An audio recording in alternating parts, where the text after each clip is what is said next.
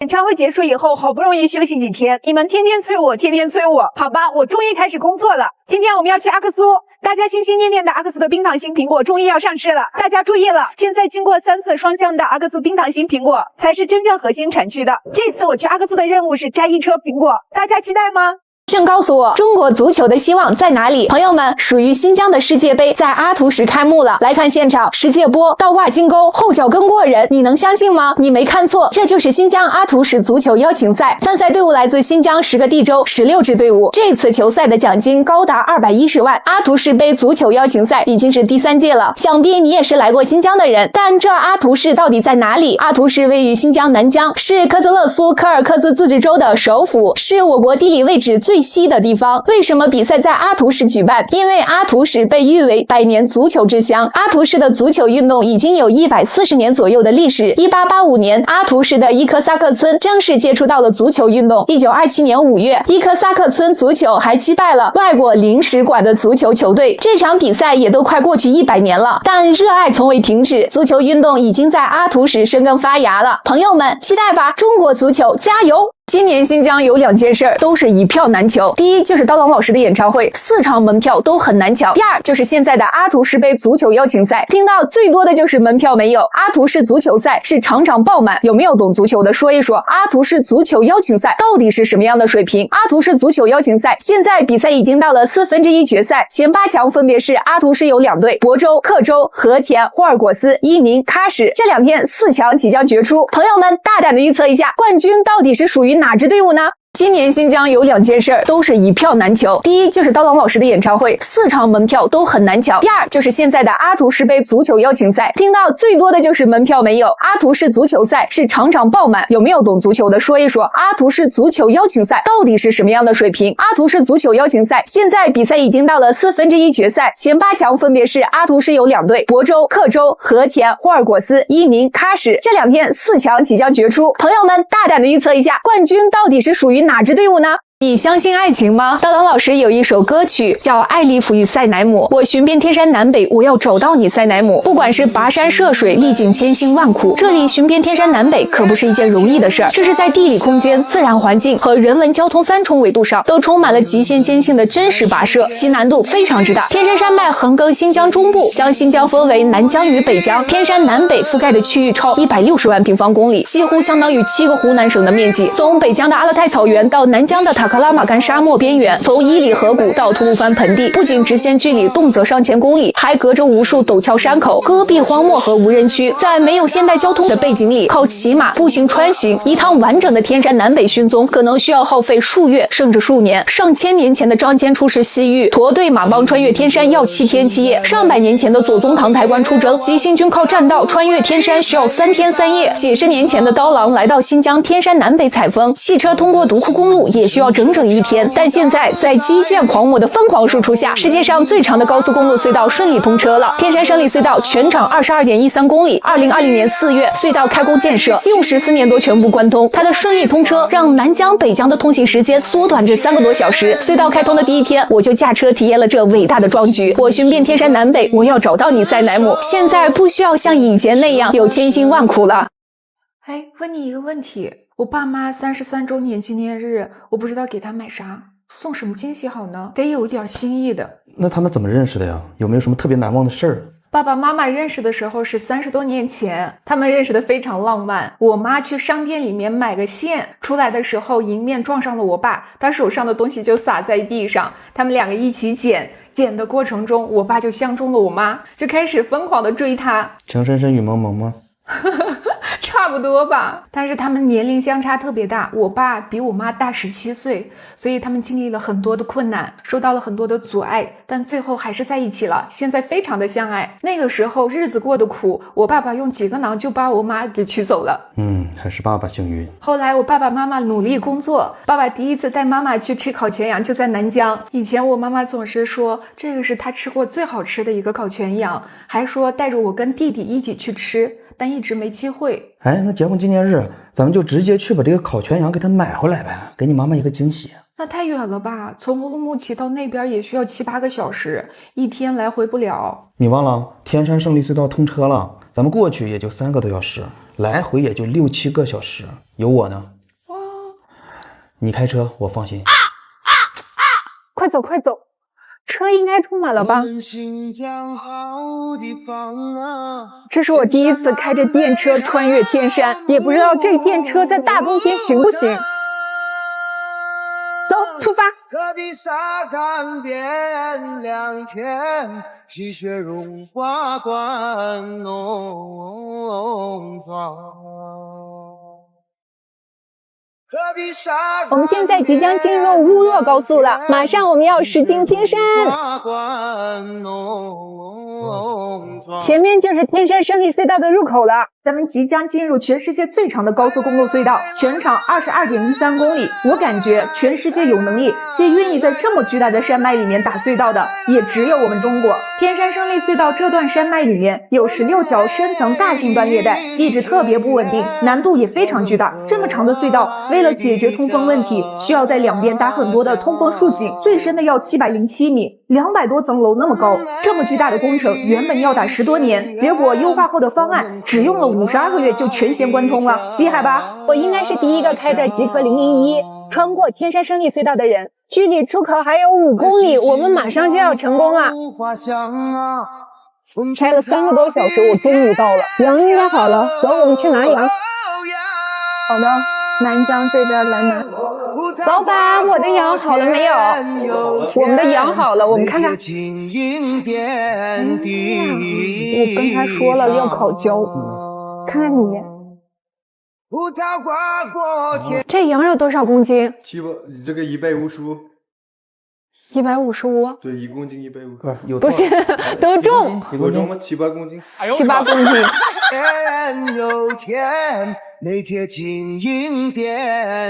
來，我們來裝車吧。天都黑了，趕快出發。走，大家發，大家發。祝你們結婚紀念日快樂！我們美麗的田園，我們和愛的家鄉。我媽說，這33年我們也沒吵起來，也沒打起來，順利的度過了這個33年，以後的日子還繼續幸福下去。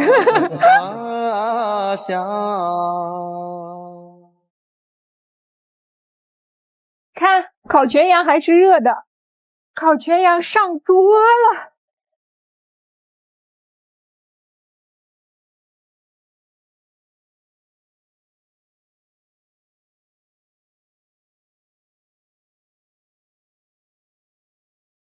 彈起你的動物來。這個可是你之前總是跟我說，就是你特別想吃的以前的那個烤肉，我是從南疆拿過來的。今天一天開了車，拿過來。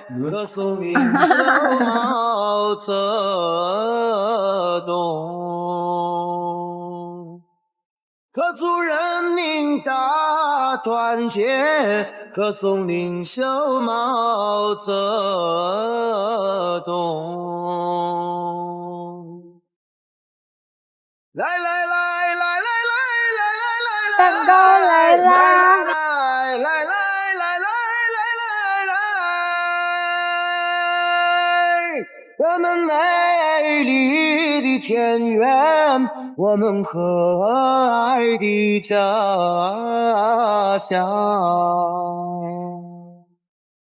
我們美麗的田園，我們和愛的家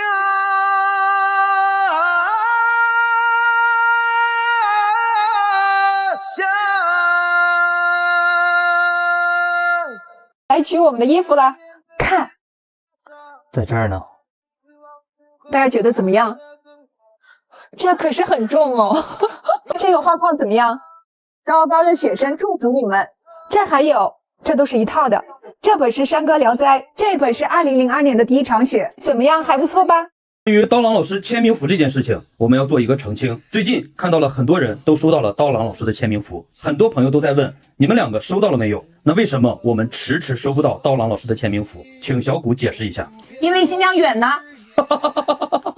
当当当當，因為新疆遠啊，快遞也需要走更長的時間。朋友們，刀郎老師給我們的簽名符，他來了，收到了。那上面到底寫了什麼？咱們一起開箱看看好不好？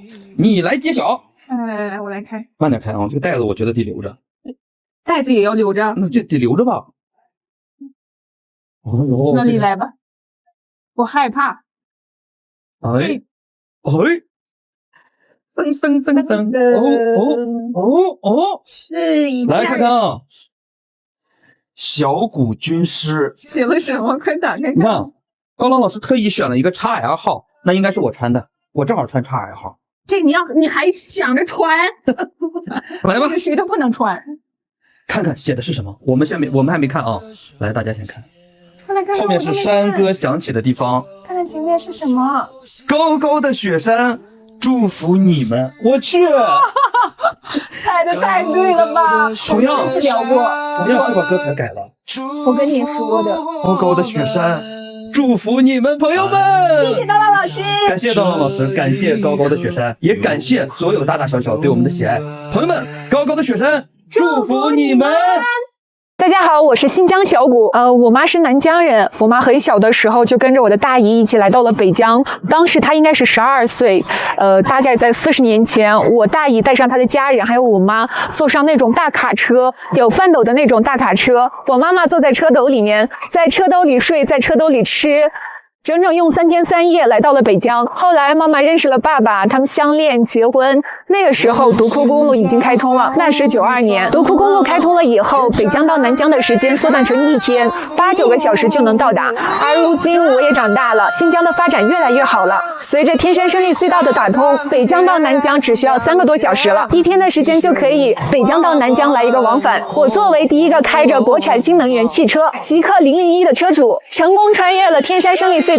我親身見證了時間的變化和新疆交通的變化，我感覺到自豪。現在的新疆交通越來越方便了，也歡迎全國各地的朋友們來大美新疆玩一玩、吃一吃、嘗一嘗我們新疆的水果。大美新疆歡迎你！花過這樣的1元錢嗎？你知道這位印在這裡的人是誰嗎？他就是我們新疆人，祖籍山東，他就是金茂芳。1952年，19歲的山東姑娘金茂芳響應國家的號召，滿懷豪情地踏上了西行的列車，最終來到了新疆石河子這片廣袤而荒涼的土地上。在這裡，她握起了方向感，成為了新中國第1代軍肯女拖拉機手，也是兵團最早駕駛摩托斯拖拉機的女性之一。你能想象嗎？在那個激情燃燒的歲月裡，金茂芳和她的夥伴們以拖拉機為戰場，與荒漠戈壁開展了較量，烈日風沙是常態，每天工作10幾個小時是家常便飯。但他從未退縮，在他擔任機車組組長的7年時間裡，他完成了超過25萬個標準畝的工作量，相當於用7年的時間幹完了20年的活兒。這不僅僅是一個數字，這背後是戈壁變良田，荒漠變綠洲的奇蹟，是用青春和汗水書寫的傳奇。正因為這份卓越的貢獻，他被公認為是1960年版第3套人民幣1元紙幣上那位女拖拉機手的主要原型。當人們稱讚他時，他卻無比的謙虛地說，那不是我，那是我們全體兵團女兵的縮影。是的，那1元紙幣印的不僅僅是金茂芳個人肖像，更是一代人集體豐碑。它象徵着艱苦奮鬥、無私奉獻的軍肯精神，也銘記了像金茂芳一樣千千萬萬從五湖四海來到新疆的建設者們。他是我們新疆人，他的根在山東，而他的精神深深地扎根在了新疆這片他奮鬥終身的土地上。退休後，他依然在向年輕人講述着當年的故事，讓紅色的基因、奮鬥的火種代代相傳。所以當我們再次看到那1元錢時，它不再僅僅是一張紙幣，它是一段滾燙的歷史，是一首青春的讚歌，更是一位名叫金茂芳的老人以及他所代表的那一代開闊者留給我們最寶貴的精神財富。說刀哥團隊裡面的瑤瑤今天有演出，在成都，我現在在烏木齊，走，我們上車。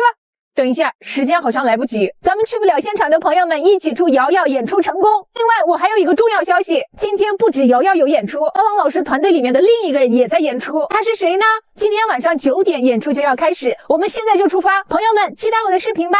全運會的開幕式你們看了嗎？很多人納悶，新疆怎麼那麼特殊？怎麼有2個代表團？看看咱們新疆2隊人馬，勝算是不是變大啦？這2個代表團分別是新疆維吾爾自治區體育代表團，有252名運動健兒，這裡面可是有幾匹黑馬，大家敬請期待他們的表現吧。另外一個新疆的代表團是新疆生產建設兵團體育代表團，他們傳承紅色基因，覲續紅色血脈，扎根祖國邊疆，在建設美麗新疆繁榮兵團的偉大事業中，書寫新時代體育篇章。新新疆生產建設兵團，大家應該都不陌生了。新聞裡面經常提到，兵團是一個特殊的存在，兵團承擔着屯墾戍邊的職責，這可是老祖宗千百年前就有的智慧，從西漢就開始了，閒時務農，戰時轉兵，解決了邊防人員不足和偏遠邊疆運糧兩大難題。為迷人的老祖宗點讚吧！歷史上真正的唐僧根本就不是玉帝哥哥，他可不是《西遊記》裡面演的那樣，被封為唐王的弟弟，騎上白馬，披上錦襕袈裟，拿上紫金钵盂，風風光光地走上取經路。真正的唐僧就是玄奘，他沒有通關文牒，更沒有锦衣玉食，他是從西安逃出來的，一路向西，他就是躲躲藏藏，風餐露宿，而且在踏入西域的境內险些命喪沙漠。真正對他好的是新疆吐魯番的高昌王曲文泰，现在的吐魯番還保留了很多佛教石窟，當時能夠建廟開窟是一個家族興旺發達的標誌。作為中西交通要道，這裡的石窟風格非常的獨特，以東邊涼州的造像組合為主體，又吸收融合了西邊龜茲的造像特徵，如此融匯東西、內容獨特的石窟，只有在吐魯番才能看得見。看到這些石窟，玄奘也感覺嘆為觀止。他在高昌待了10幾天，曲文泰想把玄奘留在高昌，他曉之以情，動之以理，給玄奘講了自己在長安生活的往事，講了他小時候跟隨父親第一次見到隋煬帝的故事，他向往中原王朝，在高昌國他也是效仿隋朝的制度治理國家。也許玄奘能給他做國師，一定對他有很大的幫助，但玄奘身上的使命讓他不得不離開。曲文泰幾次3番的挽留，得到的都是堅定的拒絕。終於他生氣了，威脅玄奘說，如果你不留下，我就把你送回大唐。玄奘以絕食抗爭，最終曲文泰妥協了，同意玄奘西行。玄奘贏了，但也有條件。曲文泰提出要求，與玄奘結為兄弟，至此他才真正的成為玉帝哥哥。玄奘答應曲文泰取經完成後回來講經3年。玄奘離開高昌時，曲文泰為玄奘準備了法服30件、棉衣、手衣、靴、襪等數件，黃金100兩，銀錢3萬，绫吉绢等500匹。同時曲文泰一口氣寫了24封國書，每封附大綾1匹為信，請求沿途各國給予關照。公元640年，唐朝發兵高昌，曲文泰發病不治，他直到生命的最後一刻也沒能等到玄奘回來。我曾經帶着622個新疆哈密瓜去了重慶，而新疆現在每年帶着361度哈密的電能會去到重慶。今年6月，哈密至重慶中負電800千伏特高壓直流輸電工程正式投產送電，未來重慶20%的電能將由新疆供應。該工程起於哈密巴利坤哈薩克自治縣，落於重慶市渝北區，線路全長2260公里，成為連接西北能源基地和西南經濟引擎的一條能源絲綢之路。重慶作為新時代西部大開發的重要戰略支點，以及內陸開放的綜合樞紐，正展現出蓬勃的經濟活力。而電能是保障重慶實現高質量發展、提高民生扶持的重要支撐。新疆是國家規劃建設的3基地1通道和大型清潔能源基地，是西電東送的重要送段，擁有9大風區，而哈密便佔了其中3個。哈密是全國日照最充裕的地區之一，全年日照達3170到3380小時。這些條件讓哈密成為江澱入雨工程的理想起點。日照時間長也是哈密瓜之所以那麼甜的重要原因。我帶的哈密瓜從新疆來到重慶用了4天時間，而哈密的電能來到重慶只需要0.7毫秒的時間。他們走的是一條點對點直達輸送、中間不停靠的電力高速公路。這條能源高速公路的建設是世界級的工程，它克服了超遠距離、特高壓等級、複雜環境、尖銳技術等世界級難點。從大漠孤煙到山城燈火，一條條銀線跨越的不只是高山，是一個攜手共進、共赴繁榮的未來。希望新疆的綠電源源不斷地走進重慶的千家萬戶，也希望我帶的新疆哈密瓜能夠把甜蜜帶到重慶朋友的心中。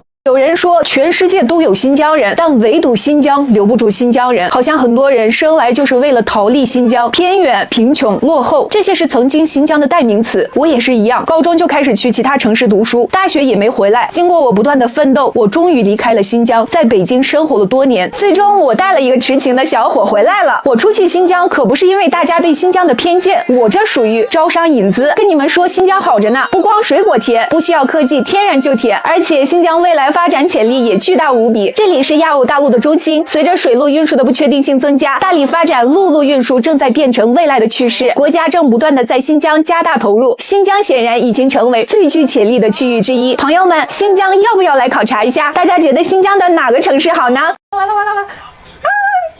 牛奶喝不完怎麼辦？把它做成酸奶。今天教大家做酸奶，来吧，我們開始。我們先把鍋燒一下，把裡面的水弄乾，把鮮牛奶到鍋裡燒開。哇，5斤的牛奶這麼多，把它燒開，燒開以後把它晾到40度左右。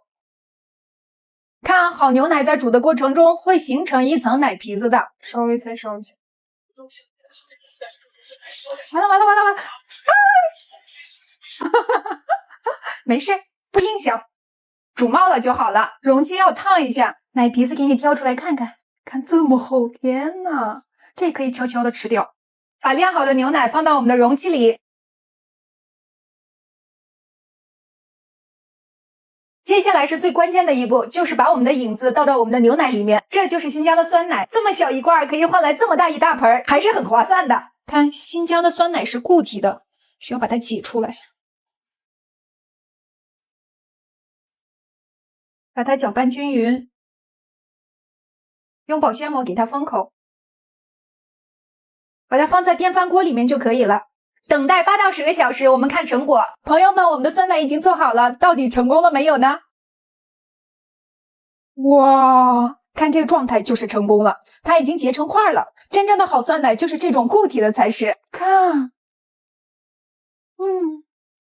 有點酸，上面有一層奶皮，特別好吃，很成功。按照我的方法做起來吧。完了！牛奶喝不完怎麼辦？把它做成酸奶。今天教大家做酸奶，来吧，我們開始。我們先把鍋燒一下，把裡面的水弄乾，把鮮牛奶倒鍋裡燒開。哇，5斤的牛奶這麼多，把它燒開，燒開以後把它晾到40度左右。看好牛奶在煮的過程中會形成一層奶皮子的，稍微再燒一下。完了！没事，不影響，煮冒了就好了。容器要燙一下，奶皮子給你挑出來看看，看這麼厚，天吶，這可以悄悄的吃掉。把晾好的牛奶放到我們的容器裡。接下來是最關鍵的一步，就是把我們的影子倒到我們的牛奶裡面，這就是新疆的酸奶。這麼小一罐可以換來這麼大一大盆，還是很划算的。看，新疆的酸奶是固體的，需要把它擠出來，把它攪拌均匀，用保鮮膜給它封口，把它放在電飯鍋裡面就可以了。等待8到10個小時，我們看成果。朋友們，我們的酸奶已經做好了，到底成功了沒有呢？哇，看這個狀態就是成功了，它已經結成塊了。真正的好酸奶就是這種固體的才是。看，有點酸，